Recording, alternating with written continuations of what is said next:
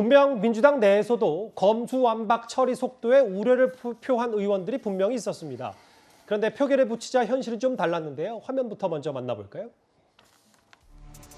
이런 탈당까지 무리수로 감행하는지 국민들이 뭐라고 생각하시고 두렵습니다.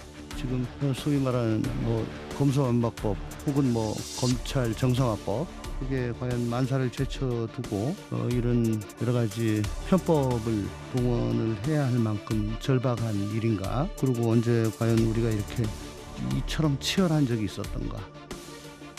민영배 의원의 꼼수 탈당과 위장 탈당 이런 논란이 벌어지니까 검수완박이라고 하는 애초의 목표는 사라져버렸고요. 꼼수 탈당이라고 하는 것만 남았습니다. 달력에 있는 5월 9일 이전에 해야 된다라고 하는 달력 정치에 우리가 몰두하다 보니 우리가 국민적 공감대를 잃고 소탐대실 하다가 자승자박으로 가는 이런 구도에 좀 우리 스스로 빠진 거 아니냐 이런 생각이에요.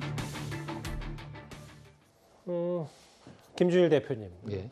이상민, 조응천, 박용진 언론을 통해서 검수완박 좀 우려 있다 속도에 대해서 소신 의견 냈던 사람들이 표결 앞두고는 소신이 없어진 거 아니냐 여러 비판이 있더라고요. 어떻게 생각하세요? 일단 그 민주당 의원들이 대부분 이제 저는 찬성으로 돌아선 거는 이 안이 국민의힘하고 같이 합의해서 만든 박병석 중재안이라고 부르죠. 약간 이제 그 이후에 민주당이 좀 수정을 하긴 했지만은 그게 이제 기본적으로 있었고 국민의힘 측에서 이제 먼저 파기를 했기 때문에 이 부분에 있어서는 어느 정도 정당성이 생겼다라고 이제 보는 것 같아요. 그래서 여기에 지금 방금 앞에서 인터뷰 나왔던 것도 그 국민의힘하고 합의하기 전에 있었던 상황들에서 다 민영배 의원 탈당에 대해서 굉장히 어떤 절차가 좀 문제가 있다라고 얘기를 한 거거든요. 근데 이제 좀 새로운 국면으로 들어섰다 이렇게 이제 판단한 것 같고 말씀하셨다시피 약간 이제 다른 목소리를 실제 내는 것에 대한 약간의 좀 부담감, 두려움 이런 것도 어느 정도 작용을 했으리라고 봅니다. 어찌됐든 지금은 이제 돌이킬 수 없는 상황으로 이미 간 거고 어떤 명분도 있기 때문에 그렇게 된 거고 정의당 같은 경우에도 지금 여러 가지 이견들이 당내에는 있었지만 결국은 6명이 다 찬성하는 쪽으로 이제 돌아섰거든요. 그런 부분들을 봤을 때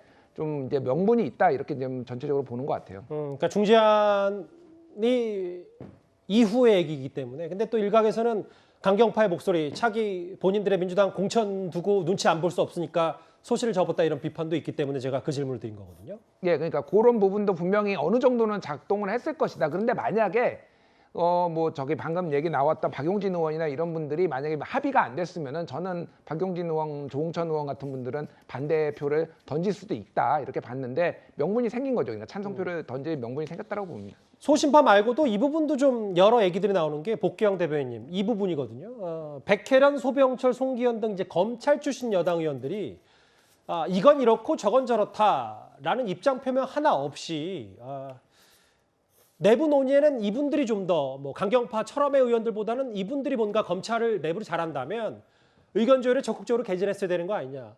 이유 있는 침묵에 대해서 비판 목소리도 많은데 어떻게 판단하십니까? 이미 백혜련, 송기현 의원 같은 경우는 지난번에 1차 검경 수사권 조정 당시에 주도적인 목소리를 냈던 분들이세요. 특히 백혜련 의원 같은 경우는 아주 적극적으로 검찰의 수사기소 분리에 대해서 목소리를 이미 내셨던 분이시기 때문에 다시 또 이분이 나서서 직접 앞장서서 일을 처리하는 그런 모습보다는 밖에서 최대한 반대 목소리나 이런 거에 대해서 논리를 제공하는 이런 역할을 하지 않았을까 저는 이제 그렇게 예상을 하고요. 상대적으로 기권을 할 수 있었던 의원들, 이상민 의원 비롯해서 이런 분들은 말씀하신 것처럼 정의당 태도가 바뀐 것처럼 중재안이 나오면서 그 중재안이 애초에 첫 번째 안에 대해서 그 법원 행정처에서 위헌과 합헌의 이 여러 가지 논리들을 같이 얘기했었는데 그것이 전부 다가 법안의 초안을 두고 얘기를 한 거거든요. 그래서 그런 부분들이 상당히 해소가 되었고 그리고 기본적으로 여야의 합의 정신에 기초된 법안이다. 이런 생각들이 들어가 있는 것 같아요. 그리고 그렇기 때문에 그 중재안에 대해서 찬성을 전체적으로 한 것 아닌가 싶고 검찰 출신들 같은 경우에도 특히나 이분들이 앞장서서 어떤 논리를 대기보다는 그런 전체적인 검찰 개혁의 흐름에 대해서 논리를 제공하는 이런 역할들을 당내에서 하고 있다라는 말씀드립니다. 조 의원님은 법사위 소속이긴 하지만 상대당 입장에서 이 검찰 출신 의원들의 목소리를 어떻게 받아들이십니까? 네, 우선 참 안타깝게 받아들입니다. 백혜련 의원 같은 경우에는 얼마 전까지도 법사위였고요. 또 소병철 의원 같은 경우에는 대구 고검장을 했고 제가 검찰 기자 때도 참 존경했던 분인데 예. 이런 문제에 대해서 전혀 의견 표명이 없지요. 그리고 송기현 의원은 검사 출신이고 현재도 법사위에 있습니다.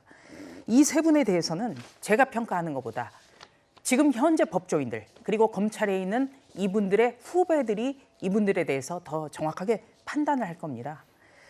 그리고 민주당 수정안, 더불어민주당 수정안은 이렇게 돼 있어요. 부패범죄, 경제범죄 중 대통령령으로 정하는 주요 범죄. 본회의 상정안은 부패범죄, 경제범죄 등 대통령령으로 정하는 주요 범죄. 중자와 등자 한자 차이인데요. 본회의 상정안이 문제점이 해결됐다고 볼 수가 없는 것이죠. 바로 이런 것 때문에 더 큰 문제라는 점 때문에 국민의힘이나 대다수의 국민들이 반대하고 있는 겁니다. 전혀 해결된 게 없습니다. 일단 뭐 여러 논란 그리고 지난 주말 국회에 불송산원 장면도 많이 연출이 됐는데 일단 내일이면 검수완박 입법이 마무리가 될 것 같습니다.